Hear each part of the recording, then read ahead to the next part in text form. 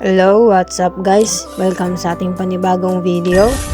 So for today's video ay gagayahin natin kung paano manamit ang mga pro gamit lamang itong mga skin na ating nakukuha sa mission or sa redeem na hindi kailangan gumastos.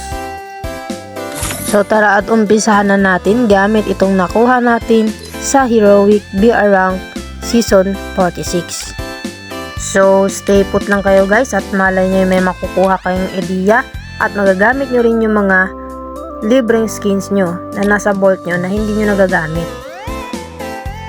As you can see, kulay green or medyo may pagka light green yung ating pangitaas at pinaratngaran ko na siya ng dark green or army green na pang ibaba. Ang susunod naman ay hahanapan natin siya ng sapatos or tsinelas. Pero dahil gagayahin natin yung damitan ng mga pro, ang gagamitin natin ay tsinelas. At pagdating naman dito sa face, lalagyan natin ng mask. Yung mask natin na nakukuha lang din natin sa missions. And then, kayo nang bahala kung anong mask na gusto nyo sa inyong character. So sa akin siguro okay na to. Para dagdag angas lang din naman sa ating character. Dito naman sa face paint, pwede naman natin lagyan kung anong trip natin o gusto nyong ilagay na face paint, pero kung wala, okay lang naman. Meron naman tayong mask. Ito yung kagandahan pag meron kang mask, pwede mo siyang i-partner kahit saang outfit mo gusto. Next naman natin is yung hair.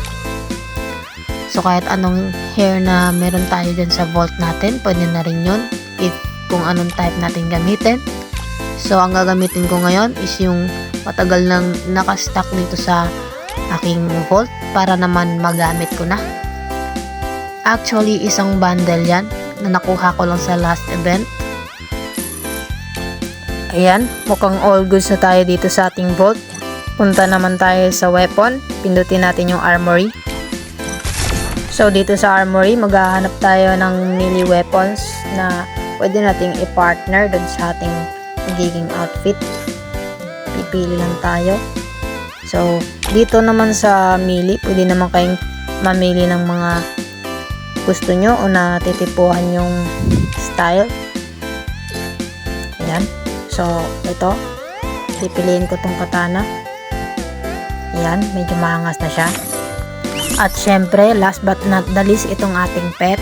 Pwede nating palitan or bihisan. So, ito yung napili ko. Si Mr. Wagor. And boom!